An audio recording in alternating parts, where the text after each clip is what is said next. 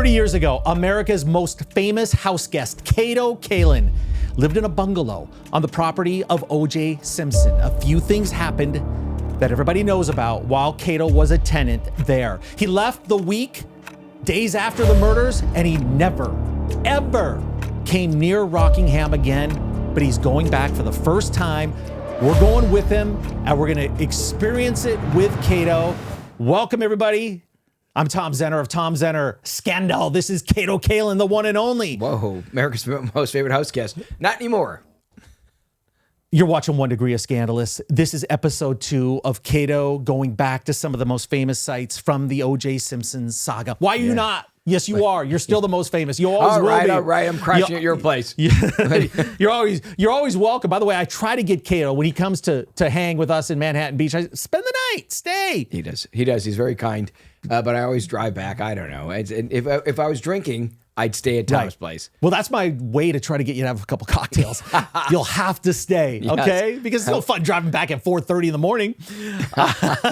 Anyway, Kato, the first episode that we just did a few days ago where you went back to McDonald's and we went to Mezzaluna, I think people really responded to that. Did you see the comments? I know. Amazing. It's been phenomenal. Thank you, everybody, for the support. Thank you for loving the channel. Stay with us. This is the best scandal coverage, true crime, and pop culture you'll find anywhere. Make sure you listen to our podcast wherever you get your audio podcast as well. But this one is going to be as big, maybe even bigger, because there's two other spots that we didn't visit the first time that we go back to now. One, you didn't even want to go to, and I don't blame you.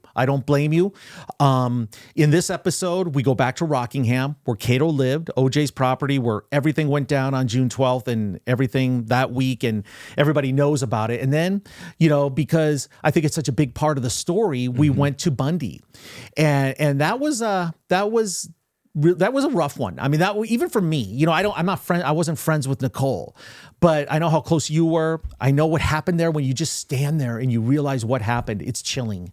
It's almost surreal to think that literally occurred right where I was at.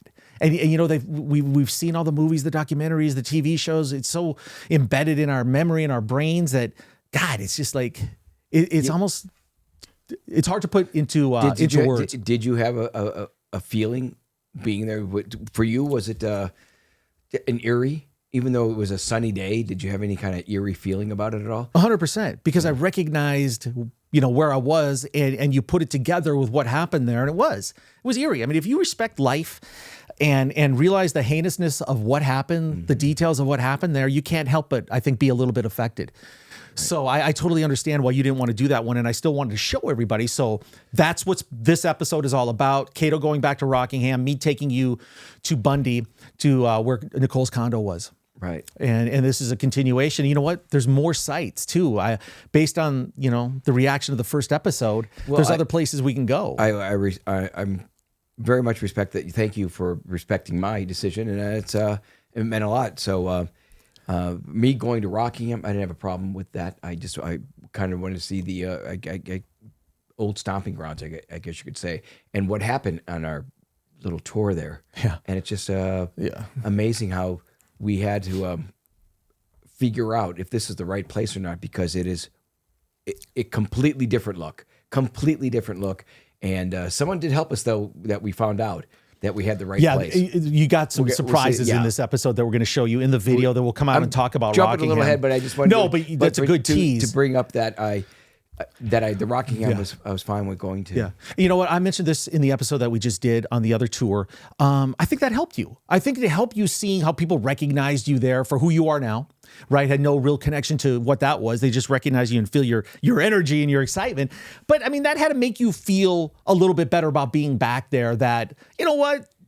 This is a different time now. It's 30 years later. It doesn't have to be someplace, a place that I have to intentionally avoid, which is what you've been doing for 30 years, staying out of these neighborhoods in Brentwood when it makes your life more difficult, right? Right. It is. And I mentioned in the episode we did before in our tour, it's, to me, it's different for you as it is for our viewers, because to me, it seems like there's no time that's passed, because I'm going back as if it's the day after. I'm just going back because I can't get that out of my head, that I still feel like people are thinking that thought of it being the week of a trial or whatever. It's just, it's so It's in my mind as just happening at that moment, and 30 years have passed. So Yeah.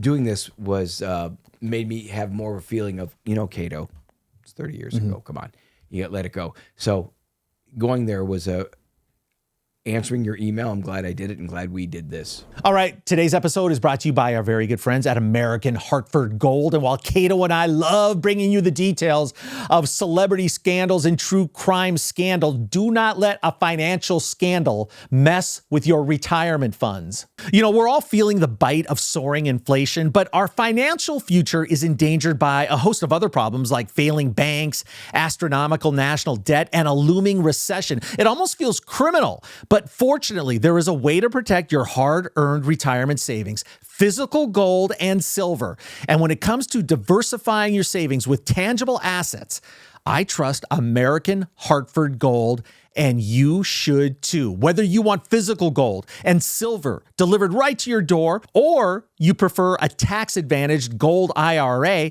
they've got you covered. Their customer service is top-notch, guiding you every single step of the way. And here's the best part, everybody. When you mention my name, Tom, you'll receive up to $15,000 worth of free silver on qualifying purchases. Gold has been hitting record highs and shows no signs of stopping, making now the perfect time to secure your nest egg. So don't wait. Call 866-718-8939 or text Tom to 998899 for your free gold information kit today. Again, that's 866-718-8939 or text Tom to 998899. Protect your savings with American Hartford Gold. And like I mentioned in the last episode, my daughter lives in Brentwood. I'm in Brentwood all the time. I've been in LA a long time. Haven't had any reason to avoid Brentwood. I like Brentwood, right? And to think that you haven't been able to really navigate those streets, to totally get it, but maybe you can going forward. But it's a cathartic situation. It's maybe just something that, you like I said last time, you just rip the Band-Aid off, go back to Rockingham. And I'm like our viewers and everybody listening to this, I grew up with this, right? I was in the media. I was working in television in Chicago, in Boston, in Phoenix during this time. And so I was in the middle of it, like the public consciousness of it. And I just absorbed this content like everybody else does. And so, for me seeing, I've been there, I've been by Rockingham before, but not like this. And it's almost like getting a personal tour from you where you could describe how it was and how it is now, which we're going to get into. Yeah. And like I said, I have been to Brentwood. I avoided those areas because I was married in Brentwood at David Zucker's house. So I've been in the house a few times preparing for that and setting up the whole wedding. But that was the only time of going there. This was over 30 years ago of going back to Rockingham. Yep. We're going to do Rockingham later in this episode, and we have something that's pretty interesting that we're going to show you at the end of that episode, or at the end of that video that we're going to show you. But let's start with going over to Nicole's house, okay, on Bundy, where the crime scene was. And, the one thing that struck me too, Kato, we all know this, is how close everything is. The condo on Bundy is so close to Mezzaluna. It's really, it's a drive, but it's not a long drive from, say, Mezzaluna or Nicole's place to Rockingham. I mean, this is an area that's not that big. Right. It's a place where Mezzaluna is a place where the elite of Brentwood could walk to. You walk to places. Everybody's safe to walk in Brentwood. You can walk everywhere. You can walk to Mezzaluna. You can walk how close it was to Bundy. So, and that explains, Ron taking the Nicole's mom's glasses there because it was close. Yep. And, the neighborhood too, where you're going to see this in the video because we really wanted to show you what the neighborhood looked like. I mean, this is a place you'd aspire to live. I mean, it's good living in Brentwood. Right. I mean, it really is. I mean, the weather's perfect. You're close to Santa Monica. You can get to the beach quickly. It's really a hot, just at the epicenter. If you got to go to Beverly Hills, West Hollywood, if you have to go to the Valley, the ocean, LAX, it's probably the best spot in LA if you want to be able to get everywhere, right? It's as far as its location. Yeah, I think so. I think for those that are viewers that don't live in Southern California, you do have to avoid Sunset because on my drive, I think I told you, I almost got hit 3 times because I was on Gretna Green. I had to go to Gretna Green to get to Rockingham, according to my Waze app. And it was just all by chance that my old stomping grounds are also where I lived with Nicole at Gretna Green. And now I'm driving to Rockingham. And you have to cross over Gretna Green to go to Sunset and make a left, which is it's the impossible at the hour we went to of how long it just took me to get to that distance. It took over 33 minutes, and I was not even a mile and a half. Yeah. You've had a lot of stories about you almost got hit by a car. Are you a bad driver? No. I'm going to, I'm an A+ rating on State Farm, please. They don't even bother rating me. I'm the only one. Why would you accuse me of going through a light and doing other? I wasn't doing that yesterday. Yeah, Tom, you actually went through a red light. It said only one. Yeah, you only went through one. I told Tom goes, why don't you just follow me? And it's like, Tom, you just broke the law. And when I say this, honest to God, there was a cop that had just gone in front of Tom. Had he been behind Tom would have got pulled over. And diplomatic immunity. It's a lot. It's a lot like today where Tom, thank goodness I saved his life again. I said, Tom, I found it unusual at the studio here at West Coast Creative Studio. Tom, how do we get these great parking spots? I said, I better look at the sign. And Tom said, yeah, you're right. It's tow away until 1 p.m. I said, Tom, let's move the cars and find a spot. Guilty? Yeah. Anybody like me? My memory sucks. Yeah. I have great long-term memory. I remember details about everything. But finding something in the house where this one, I get yelled at a lot. I get in trouble a lot, but I do realize it probably is my fault. Yeah, completely. And speaking of memory, everything, like I said, came back from 30 years of seeing all this stuff. Okay, so we saw Kato's raw emotion and his true feelings and just what he was going through as he returned to McDonald's, and we went to Mezzaluna on that last episode. This one, we're going to start on Bundy, where Nicole's condo was. A lot has changed since then, but a lot of these images you're going to see are going to take you right back to what you've seen on the news and all the coverage that you had. So it's a sensitive thing. We wanted to handle it with the right amount of respect, which I think we did. Kato stuck back, did not go over there. I went with our videographer. I'm going to take you to Bundy right now. Okay, this is the alley. This is the exact alley right behind Nicole's condo that O.J. Simpson drove the white Bronco to, parked about 150 feet away from me. I'm doing this alone because this one Kato did not want to be part of. He had been in this condo many times. When Nicole was looking to move in, initially she wanted Kato to move in with her. Ended up not being the right thing to do because she didn't have a guest house, so that's why he went to the bungalow on Rockingham. But this is it right here. And to think of what went down 30 years ago, right here, it all started on this little alley right behind Nicole's condo. It's changed. The whole structure is completely different, but this road hasn't changed. The main street over here hasn't changed, and history hasn't changed. We know exactly what happened on June 12th, 1994, when OJ pulled in right here, drove another 150 feet, parked his car, and we know what happened. Okay, so this is Bundy Street. Hardly anybody knew about it. This is a very quiet, kind of elevated area of Brentwood. It's a beautiful, beautiful street, palm trees lining it. And this became one of the most famous streets in the world after the murders in 1994. So directly behind my videographer is where Nicole's house was. It's no longer there. Actually set vacant for 2 years after the murders. And then they tore it down, completely redid it. As a matter of fact, they even changed the address of it because they didn't want to have that link, to that horrible time in history. But this is it. This is a very calm, peaceful residential area. And you can imagine how this would just shake up, obviously, this neighborhood, this entire city. But this gives you an idea of where we are here in LA. Bundy Street, OJ, parked in the alley back there, right back there. Wasn't here long. Crime scene was right over there. It's still eerie just being here, walking around here, knowing what happened, but it is fascinating, especially for people that have only seen this through TV coverage, documentaries, movies, newspapers, and have followed it so closely like our audience has. And it used to be a very popular spot for tourists, and I'm sure people still come by here all the time, which has to be disruptive to the neighbors, but this is it right here, and I want to give everybody a little taste of what this street looks and feels like. And George, if we could just show the palm trees, just show how beautiful this area is. You can see this is an idyllic place where people would want to live, and everything changed on June 12th, 1994. Well, I'm anxious to get everybody's comments. What did that make you feel like?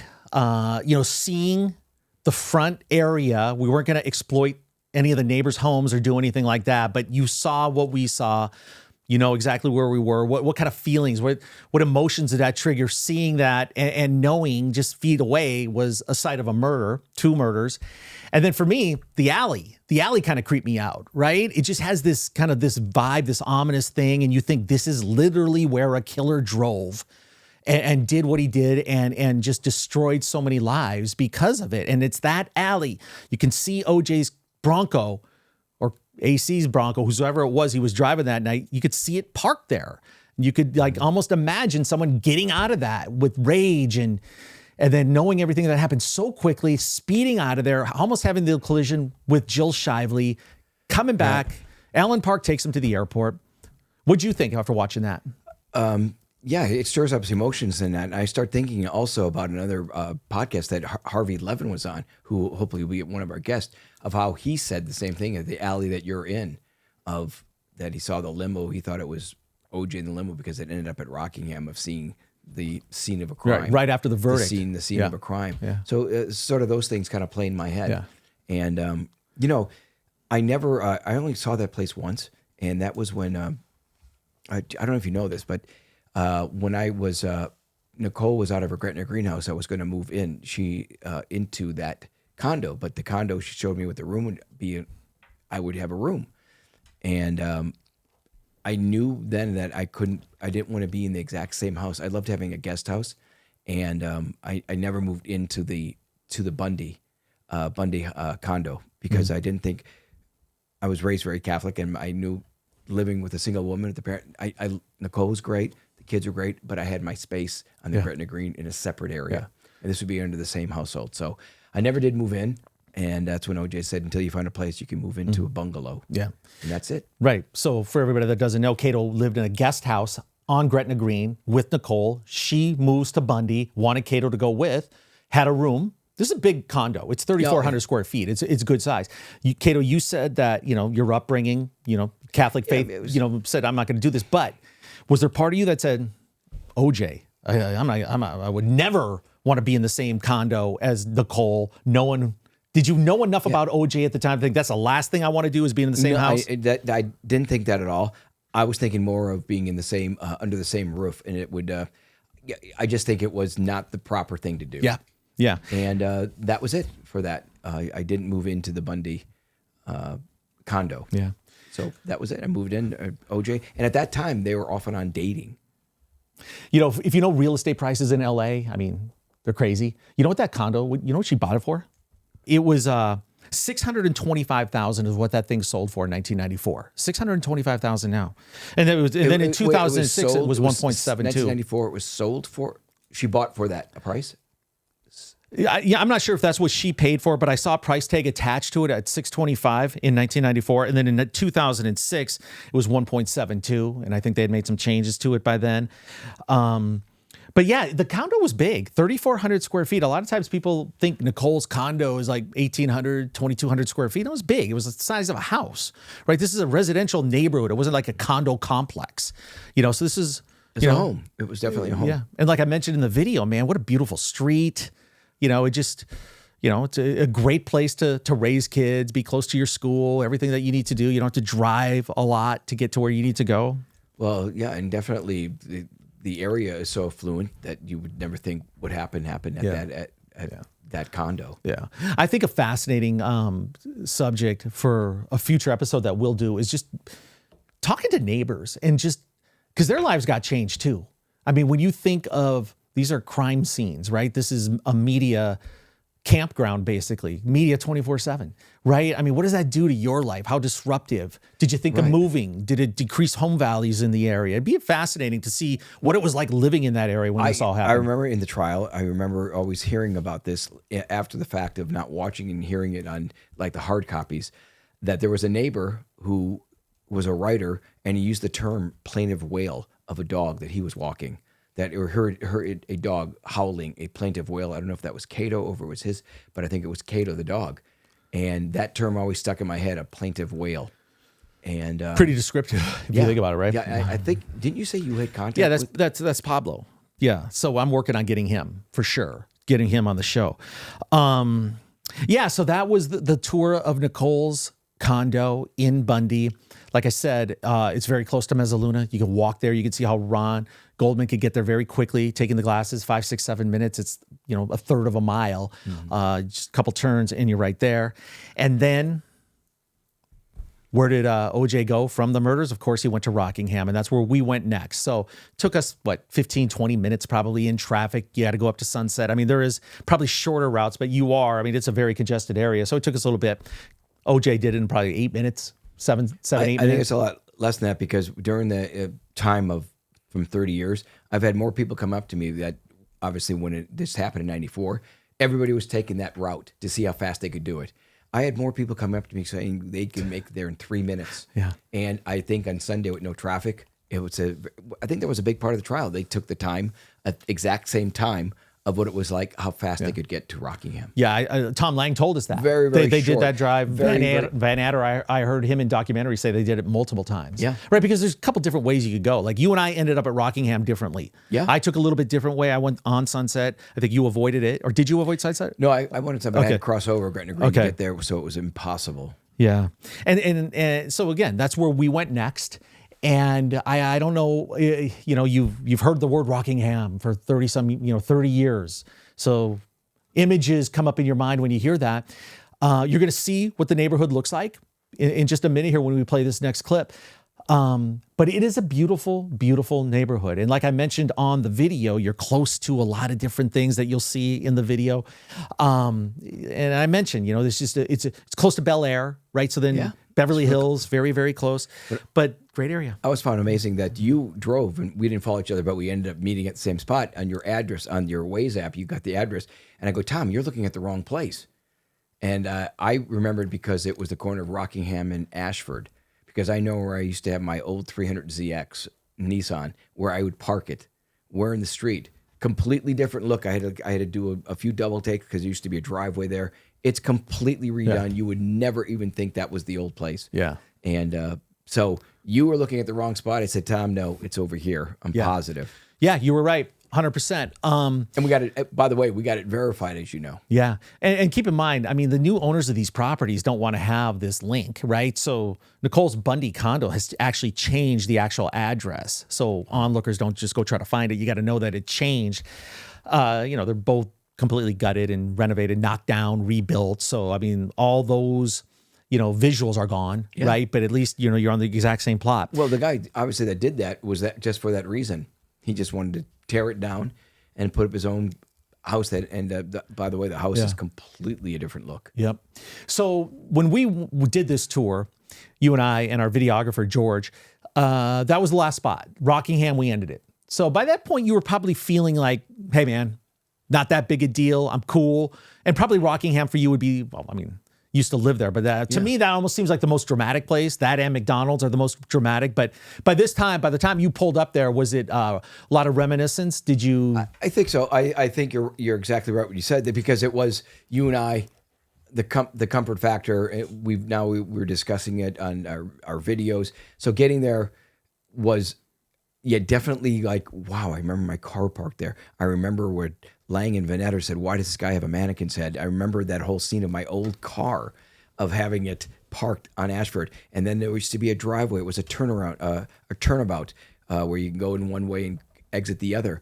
And it like I said, it all just comes back to you. Just comes back in your head of like, that was the sliding gate where Allen Park was at, of how you'd have the limo and go through. And it's just such a different look, and it's just all vine and a wall, and there's no the driveway there's no entrance anymore on that side of Ashford. So like I said, it's amazing. Truthfully, I got to tell you, it was what made me feel really good was we met a mailman.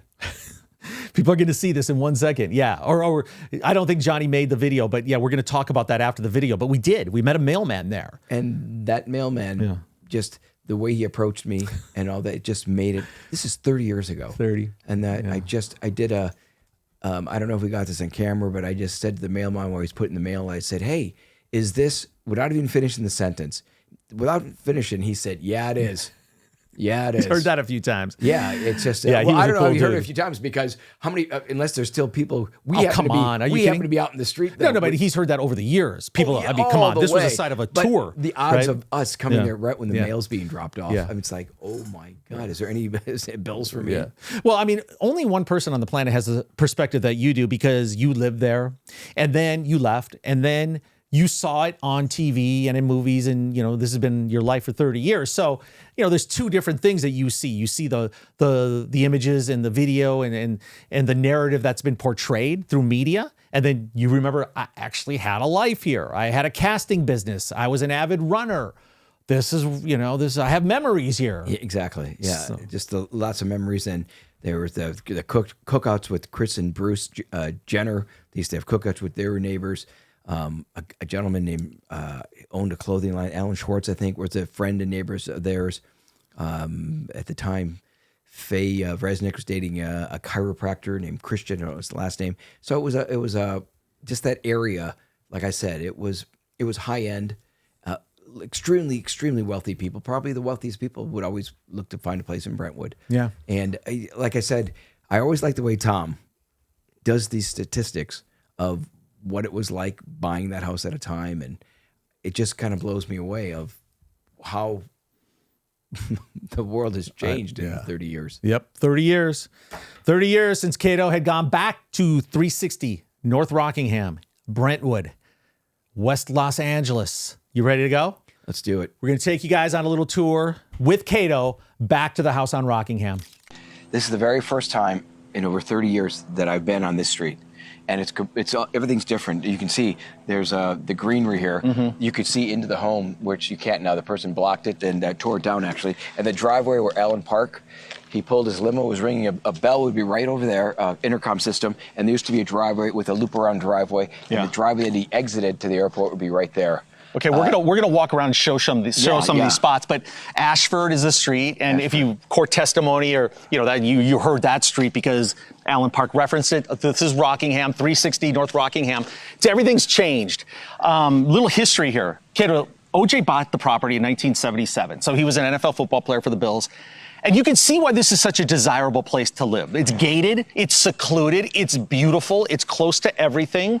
You can see, just the maturity of the trees. This is a very, very lush area. It's gorgeous. It's celebrity filled. He's a celebrity. He was surrounded by celebrity. And he paid $650,000 for the house when he bought this in 1977. It ended up going in foreclosure, but I mean, wow, what a deal. So we're gonna walk you around a little bit here. And again, remember everybody, this is the first time that Kato Kaelin has been back at the site where he used to live, right here on Rockingham in the bungalow behind OJ's house. So, Kato, again, this was a driveway over here? Yeah, this is the driveway here. Okay. And you can see there's a little entry where we're not going to go over there. yeah, but so you see, you can't, I mean, like I said, this is 30 years, I'm going to my memory, I'm positive this is, pretty positive this is the place. Yeah, it is the this place. Is the corner. And my car would be, the detectives found my car on the side of the street with my mannequin head. Yeah, in it. Dorothy?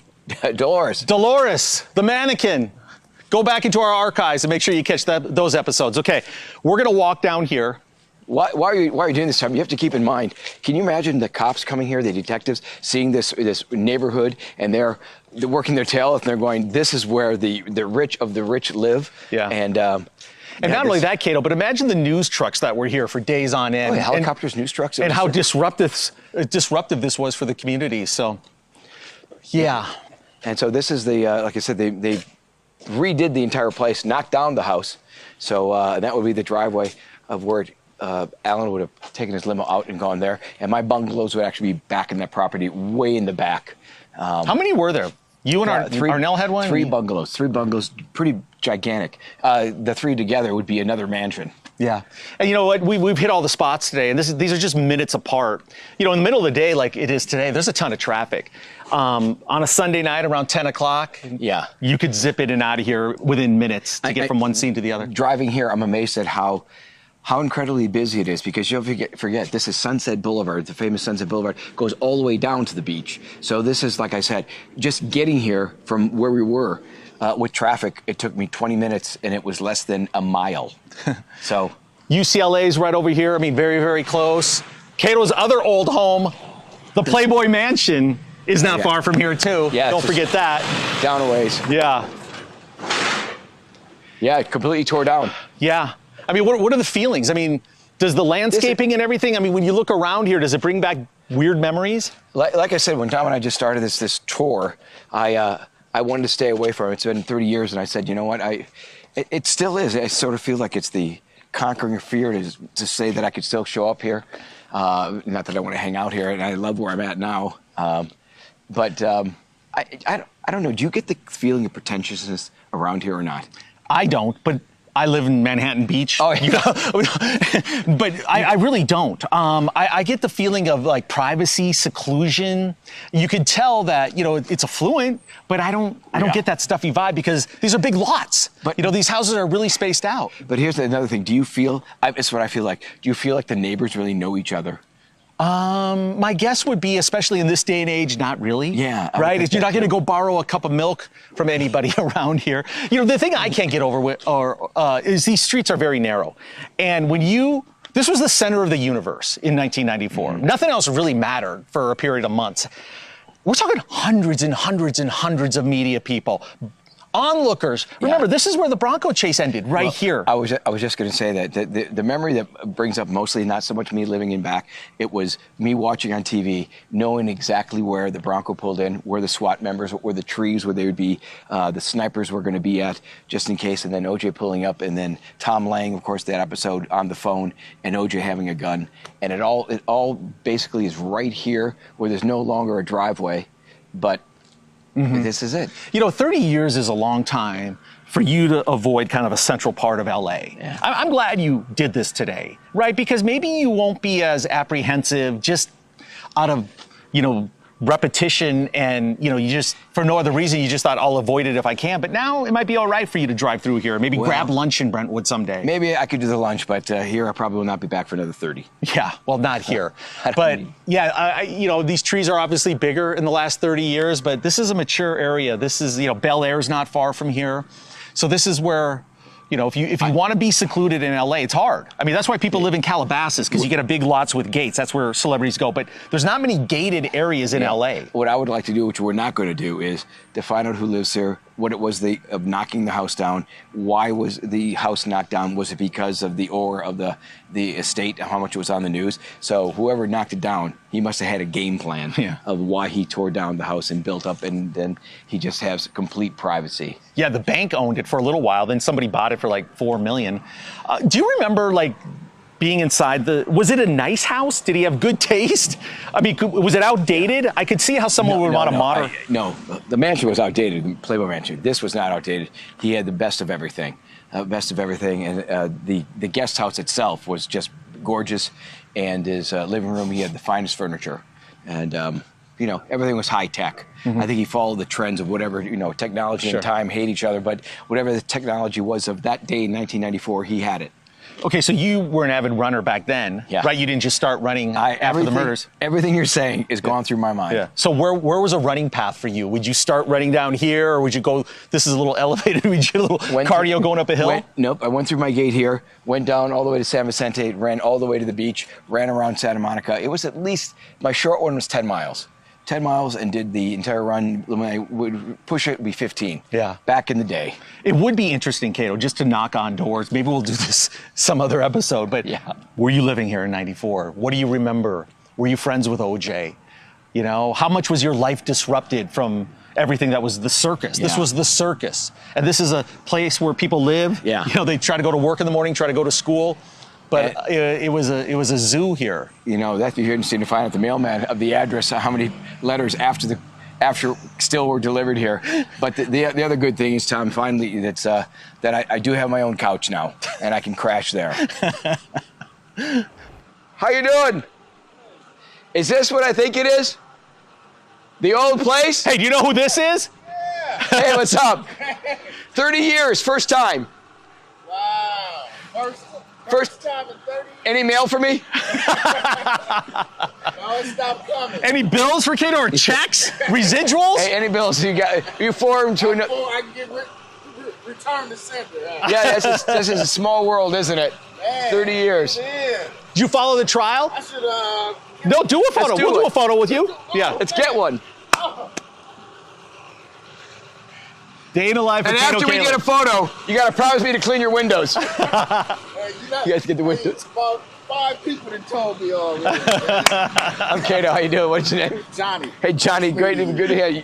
You've been on this route for how long? Many years? I've been over here a long time. Over 10. Okay, over 10. Yeah. You and I will do a selfie. Yeah. I don't want to get you in any kind of trouble. Is it okay to do it with the mail truck, right? Man, forget this mail truck. Tom, you want to do the photo for us? Yeah, Okay, let me take it. Okay. Let me go a photo. Kato and Johnny back together again in 30 years. Again. Kato, give him your forwarding address just in case. Is that all set for the camera? Yeah, all set. All right. That's classic, guys. One more for Johnny and Okay, Kato. one more. Johnny. Hey, nice meeting Nice, you buddy. guys. Johnny, you gotta watch our podcast. Hail, sleet, snow, we're still here. Still here. How many years till retirement? Maybe 1 or 2. I got over 40 here. All right, Love you, buddy. man. Thank you. You made my day. Thank you. No bills for Kato. Wow. Isn't that cool, though, Kato? I mean, it's just unbelievable. Notices you, recognizes you right away. And little does Johnny know it's your first time back. First time back. Isn't that amazing? He could have been a nicer guy. So, yeah, it's One more question. Where would he have dropped the glove? It would be on the other side, which we really can't get to. You had to get into the over there, property. and so the property line is really close to the neighborhood. It's a very, very small area to get through in like a little, not a crawl space, but small enough to be. Yeah. And there's an air conditioning unit at my place, and that's where a lot of people assume that he hit his head or something. That's where the glove dropped. Right. But, we'll never know. And like I said, wow, this is it's really, really, I don't know. I guess I keep using the words cathartic, but it really is. It's so bizarre to be back on this corner and then to see like a mailman of Johnny of everything's still fresh. Yeah. And even to him, it was just kind of fresh in their minds. But It's nice to see there's an ADT security sign. yeah, I'll tell you. Considering the history. All right, so there it is. I enjoyed that. Yeah, just hanging with you, and then you could talk about some of the other things that happened. But man, it is a totally different property now, isn't it? I mean, you mentioned it going into the video, but nothing like you remember it. No, completely. And what I found pretty amazing also is we hired George to shoot this, a videographer, and his reaction to certain things. He was just blown away at the entire tour that we did of what it meant to him. And I think what he was blown away the most was the mailman. Am I right? Yeah, I mean that was cool. So a mail truck pulls up, right, and stops right in front of 360 North Rockingham. And Kato, being Kato, starts up a little dialogue. I'm surprised you didn't have dinner with him last night. You might be at a Labor Day party. Who knows? But Johnny was super cool. And we asked him if any of your mail still gets delivered there, any bills, any subscriptions to Sports Illustrated or something that keeps showing up. But that was cool, wasn't it? The interaction with him. Yeah, well, it really was. It was exactly what I said to him. I go, "Is there any mail for me, Johnny?" And just the look he gave, it's like, "You're," and so and then doing the selfies with him, it was just, 5 minutes of selfies later.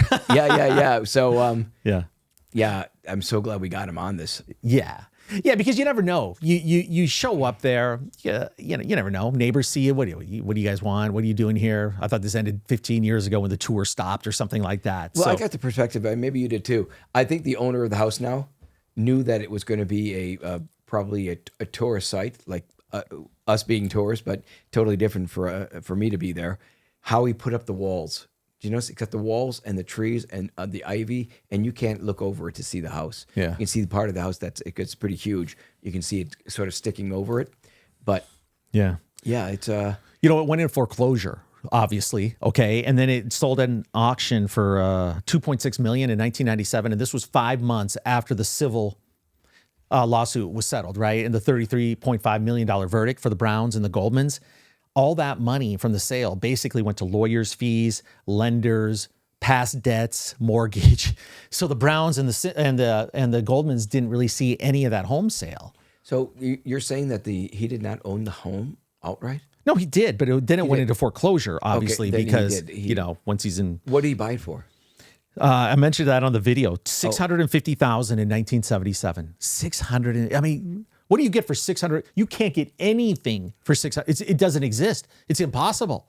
It's impossible because land in LA, and no matter where you are in LA, a lot's going to cost you almost $1 million. A guest house would cost more than that. Way more. Yeah. Right? I mean, just consider the property, the land value. Come on. $650,000 in 19. Now, salaries weren't what they were for NFL players then. I mean, OJ was probably making a couple $100,000, $200,000-$300,000 in the 70s. Now, your quarterback, Jordan Love, Green Bay Packers, who has 6 good games, and now he wants to be paid higher than Patrick Mahomes. Ooh. That's a scoop. I didn't hear this yet. He made $10 million last year.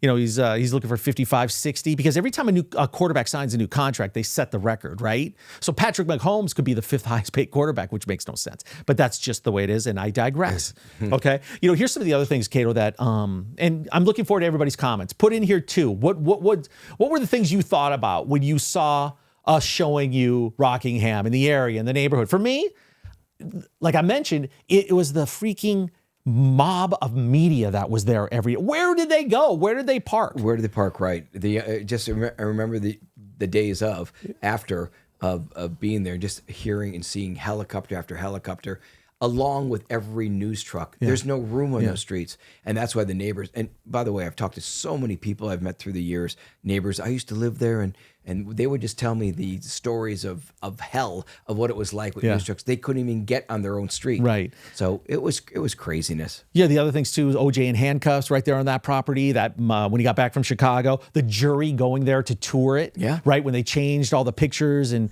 all the memorabilia inside to make it look completely different. And then, of course, I'm just curious, whatever happened to Dolores? Do you think she's in a landfill? No, I still have it. I got it somewhere, I think. I've got Dolores. I've got to find Dolores. I still have a mannequin head. I don't know. First time I'm hearing about this? I think I know I didn't throw it out, but I got to find it in all my 1990 stuff. Okay, you have an assignment. If I can find it, yes. Okay, folks, I'm going to tell you right now. Make sure you subscribe to the channel if you haven't. Make sure you follow us on social media because we might give you a little tease. Dolores will be here at some point. I'm going to put her right here for an episode. It's a mannequin's head. It's Dolores. It's Dolores. It's Dolores. It's my carpool girl. Any final things about going back to Rockingham? I think we covered it all either on the video or we talked about it. Talking to Johnny, talking to yourself and all that, I kept something on my keychain. And when I showed it, just said to the mailman, I said, well, I got proof there. Even though it's been knocked down, I still have my guest house key. I keep it here. The OJ guest house key. Here, so that's it. That was the key to the bungalow. That was my key to the bungalow. And it's forever mine, not selling, going to keep it and frame it. But for the show, I took it out and I just brought it. Still have it. This was going to be a gift at one point in my life. Larry King, he didn't want it. But now I'm kind of glad he turned me down. Yeah. It was a big deal when you and Larry King were talking about that, right? He was like, he wanted nothing to do with it. I don't want the key. Kato, keep it. Kato, I'll just take you to the White House Correspondents' Dinner and maybe you could get a $20 million offer to go to Saudi Arabia. Yes, he did become a dear friend. I did a show many times. Yeah. So this is it, folks. This is the key that Kato would use to open the bungalow. That's it. Probably used it on the day of the murders, June 12th. Who knows, right? Yeah. I mean, you'd have to lock that thing every day. Dax Holt from TMZ. Last 2 episodes ago, man, he was mesmerized by the thought of you having this key. Here it is, Dax. Yeah, this is amazing, right? I mean, Dax really literally said that's a piece of pop culture history. Yeah, I you know what? Like you said, this is the show of pop culture and true crime, and this is it. And, Dax, this is Shark Tank right here, opening the doors. Yeah. That's my joke I used to do, Tom. I used to say, back in the 90s and all that, the mayor of Los Angeles at the time gave me the key to the city. And I said that was pretty much the first time I had a key to my own place. So another great line. That was my opening line with there's a Big Brother show, and they gave us these oversized keys, which I still have on the Celebrity Big Brother. Man, 71 episodes, and we still get these little nuggets, man. Yeah, that's awesome. Because you bring out the best in me, Tom. All right. Well, hey, everybody, I hope you enjoyed these last 2 episodes. If you're new to the channel, go back. Check out our archive. We did a 3-part OJ Saga series. We've had all the big guests, and we're working on the ones that we haven't had. Make sure you listen to our podcast, subscribe wherever you get your audio podcast. Follow Kato on social media. Right. Follow me on social media. Follow us on our YouTube page because that's where we announce next episodes and give you some behind-the-scenes looks here at West Coast Creative Studio with our man Zeus over here. Right. Zeus, you make amazing reels for Instagram. What, no reaction? Oh, thank you. Were you sleeping? I also want to say something. Those that put the comments on there, please tell all your friends to also subscribe to our show and tell them it's a great show. And I think so. Pay it forward, man. I do every day. Yep. Live like Kato. It works. Don't you want to be this happy? Right? Be like the K-Train. I like Kato. All right. Thanks, everybody, for watching. For the one and only Kato Kaelin, who has been back to Brentwood for the first time in 30 years. So glad we could do that. So glad we could bring these last 2 episodes for all of you watching. Keep watching, and we will catch you on the next episode of 1 Degree of Scandalous.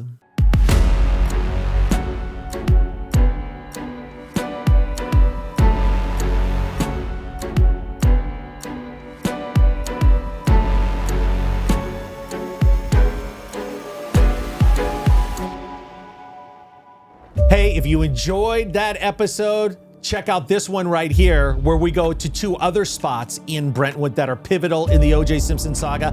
Or watch this episode right here for the top 5 murders, creeps, mysteries, lies of the entire saga.